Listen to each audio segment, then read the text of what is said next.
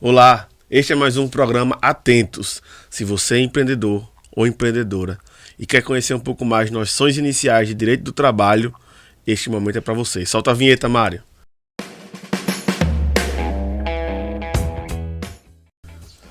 Bom, o formato de hoje é um pouco diferente. Eu, na verdade, vou ter que aqui revelar um amigo imaginário chamado Mário, com quem vou conversar um pouco a respeito de direito do trabalho. Algumas noções são fundamentais para que todo empreendedor possa iniciar uma jornada de maneira segura. E conversando com colegas, com clientes, com parceiros, eu ouço muito, né? Tenho o costume de perceber que há um certo distanciamento sobre direito do trabalho. Ainda mais no mercado de tecnologia e inovação, onde novas relações têm sido travadas, tentando se afastar um pouco da legislação trabalhista, numa consciência de que essa legislação seria um passivo. Mas, na verdade, quando você foge de forma desordenada da lei trabalhista, você está incorrendo numa fraude à relação de emprego, e aquele passivo que você estava tentando fugir, na verdade, se torna um passivo oculto que pode vir a ocasionar um grande prejuízo para o seu negócio. Então, como uma missão de informar, de conscientizar, estarei sozinho hoje conversando com você e com o nosso amigo Mário sobre noções importantes para todo empreendedor a respeito do direito do trabalho. Noção número 1. O conceito fundamental de que é feita a relação de emprego. Então, vamos aqui tentar descobrir, tentar descortinar quais são as características que repousam num vínculo empregatício, aquele sobremaneira regido pela CLT, né? Então, considera-se empregado toda pessoa, né, individual, que é contratada, toda pessoa natural que é contratada por uma empresa ou por um particular para numa relação de alteridade, ou seja, quem contrata assume o risco da atividade por meio de subordinação. Então, um conceito fundamental dentre todos aqueles que estão presentes na relação de emprego está o conceito de subordinação.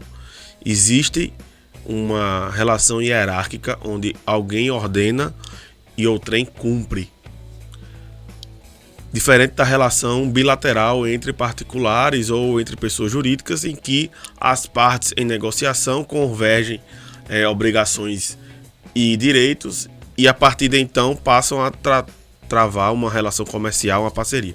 Nesse caso específico, quando a gente fala de relação de emprego, nós estamos no mundo em que um particular é contratado por uma empresa ou por outro particular, numa relação subordinada, ou seja, com hierarquia, em que quem contrata assume o risco da atividade.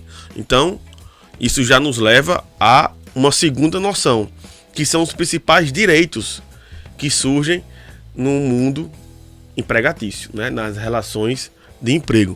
E que direitos seriam esses? O principal é o salário. E esse salário, ele traz uma rotina que mostra que realmente quem contrata assume o risco do negócio. Por quê? Independente de faturamento, se a atividade econômica está bem sucedida ou não, se está sendo afetada por uma crise ou não, o salário é um direito que deve ser garantido ao empregado. Então, dá para perceber, dentro dessa noção, que a alteridade, ou seja, o risco da atividade é assumido por quem contrata.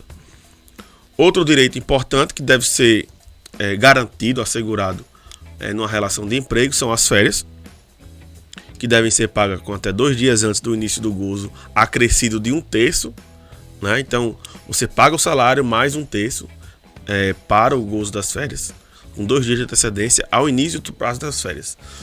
Durante 12 meses, você adquire o direito a gozar de férias, e nos 12 meses subsequentes a esses primeiros, você passa a ter o direito a usufruir das férias. 13º também é um direito garantido para toda relação de emprego, INSS e FGTS. Existem outros direitos que tangenciam a relação de emprego, mas esses 5 são os principais.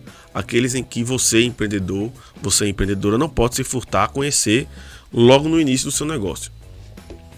E tem mais uma noção importante que que foi apresentada à sociedade a partir da reforma trabalhista, que foi uma lei que imprimiu algumas alterações à CLT, né? E essa noção da negociação coletiva, ela diz respeito a um seguinte critério muito importante nos tempos de hoje. A negociação coletiva, ou seja, acordos e convenções coletivas, tem prevalência em relação à lei. Como assim, Cássio? Então quer dizer que eu, empregado, posso negociar por meio do meu sindicato com a empresa onde eu trabalho e fixar regras, e isso vai ter uma força além da lei? Isso, mas lógico que a lei, a própria CLT, a reforma trabalhista, ela veio dizer quais matérias podem ser negociadas, porque existem direitos que são indisponíveis, ou seja, que não estão na nossa esfera de autonomia da vontade, ou seja, eu não posso abrir mão deles. Mas alguns direitos podem ser negociados, como por exemplo, o pacto em relação à jornada de trabalho, banco de horas, intervalo entre a jornada respeitando um limite mínimo de 30 minutos para aquelas jornadas superiores a 6 horas diárias, planos de cargos e salários, teletrabalho, que ficou muito comum nos últimos meses em razão da pandemia da Covid-19. Então, o teletrabalho, o regime de teletrabalho, o trabalho à distância, pode ser regulamentado por meio de negociação coletiva e as regras lá pactuadas irão ter prevalência em relação ao que está na lei. Troca do dia do feriado, por exemplo, eu posso negociar, as empresas podem negociar com os sindicatos de trabalhadores que o feriado que nesse ano de 2021 cai no dia X, que é uma terça-feira, será antecipado para a segunda, porque isso faz mais sentido à lógica empresarial do momento. Também pode ser negociado o enquadramento em relação ao grau de insalubridade e a participação do empregado e da empregada nos resultados e lucros da empresa. Então, veja bem que noção importante. Você, empreendedor, você, empreendedora, pode negociar com o sindicato que representa a categoria predominante dentro da sua empresa e pactuar normas que sejam mais adequadas à sua realidade. Você já parou para pensar? Você já teve em algum momento essa ideia? Pode ser uma alternativa interessante para equilibrar melhor a relação capital-trabalho. Fica essa dica para você, para tentar buscar uma negociação que seja equilibrada para as partes. Uma quarta noção que deve ser conhecida de todo empresário são as faltas graves. E por que isso é importante, Nicásio? Porque, como dito logo no início, a relação de emprego ela é amparada numa característica muito forte de subordinação. Alguém dá a ordem, alguém cumpre a ordem. E, para isso, o poder potestativo, ou seja, a força de administrar o negócio, ela está na empresa. Então, é a empresa que tem o poder de gerenciar o seu negócio. E daí que essa gerência passa pela gestão de pessoas também. Por isso que é importante conhecer que tipo de faltas podem ser praticadas por empregados para que seja logo respondida com sanções como advertência, como suspensão, chegando até a demissão por justa causa. Certo, Nicásio? E que tipo de falta um empregado pode cometer dentro do meu negócio e isso configurar uma falta de natureza grave? Atos de improbidade, ou seja, você descumprir critérios de moralidade, infringindo a lei, ofendendo alguém, surrupiando o patrimônio que não é seu, incontinência de conduta ou mau procedimento, sabendo como agir, você escolhe agir errado e isso prejudica os resultados da empresa, é uma falta grave. Negociação habitual com clientes, por exemplo, sem autorização do empregador, ou seja, do empresário, do dono do negócio, do gestor. Isso é também uma falta grave. Condenação criminal transitada em julgado, caso não tenha havido nenhum tipo de suspensão da pena, é uma razão para reconhecer a falta grave. Desídia do empregado no desempenho de suas funções, ou seja, não atender à boa conduta, à boa ordem, à disciplina na hora do cumprimento das atividades destinadas àquele empregado. Um ato lesivo à honra ou à boa fama praticada no serviço contra qualquer pessoa, ou seja, ofender um colega de trabalho, xingar alguém, desferir palavras de baixo calão para atingir a dignidade de um colega de trabalho ou mesmo de um cliente. Ato lesivo contra a própria empresa e contra os seus superiores hierárquicos. Então, você ofender a honra da empresa, fazer postagens, um exemplo muito concreto, fazer postagens em redes sociais de caráter público que você ofenda a empresa que você trabalha, pode ser um ato configurado como falta grave, passível de punição. Prática de jogos de azar de forma constante é mais um tipo de hipótese para a falta grave. Perda de habilitação ou requisitos estabelecidos em lei para o exercício da profissão. O que isso quer dizer? Olha, Nicásio, eu fui contratado por uma empresa para ser motorista de caminhão Munk, que é uma espécie específica, né, de habilitação que se exige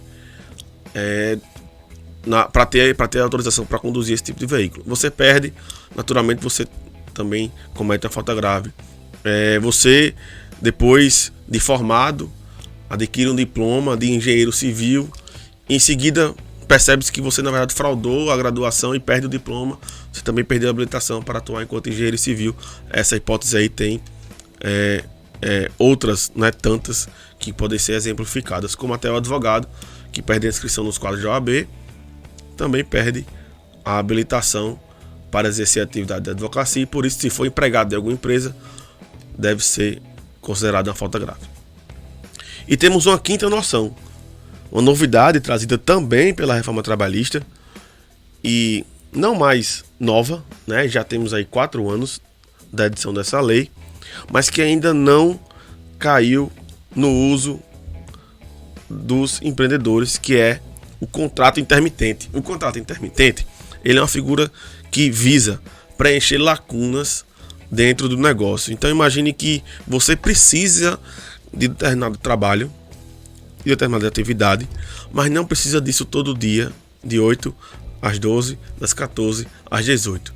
Existe a figura do contrato intermitente, em que você pode buscar um funcionário, um colaborador, que com subordinação, ou seja, presença as características da relação de emprego, você conta com o serviço dele, mas não de forma contínua, podendo ocorrer alternância de períodos. Você chama nas sextas, depois nas quintas, a depender da demanda do seu negócio, e paga a ele, assim que prestado o serviço, de forma proporcional, férias, 13º, INSS e FGTS. Qual é a vantagem disso, Nicásio?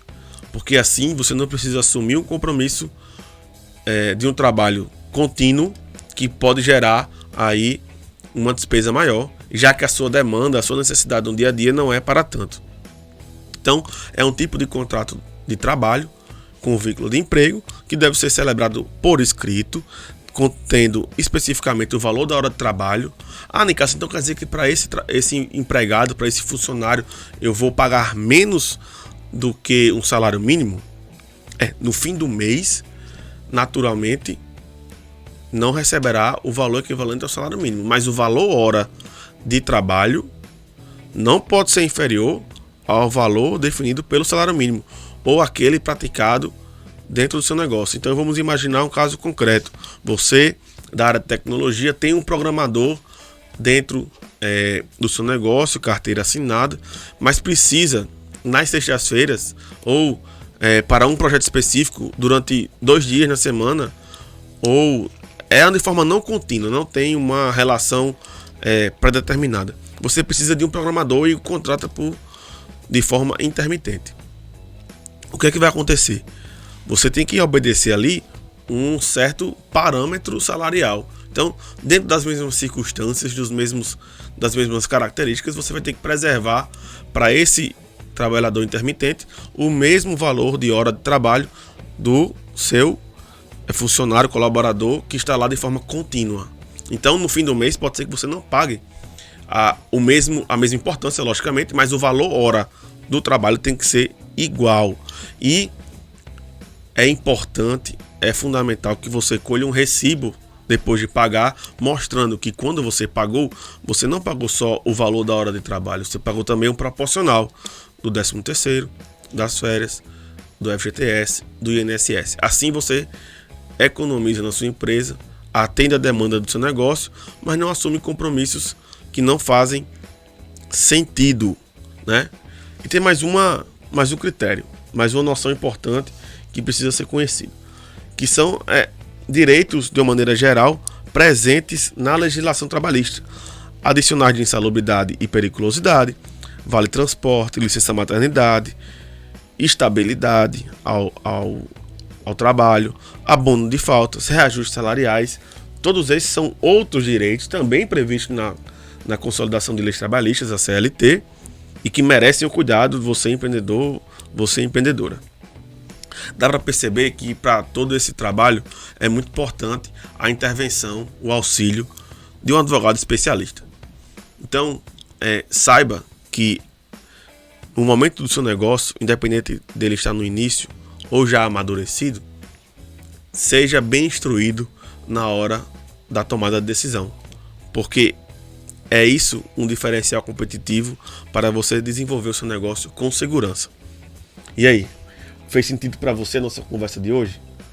Aproveite. Se sim, deixe aqui o seu like, compartilha com um amigo empreendedor, com uma amiga empreendedora, com um colega, com familiares, para saber se eles também gostaram do que nós estamos produzindo aqui. Aproveite também para deixar sua dúvida.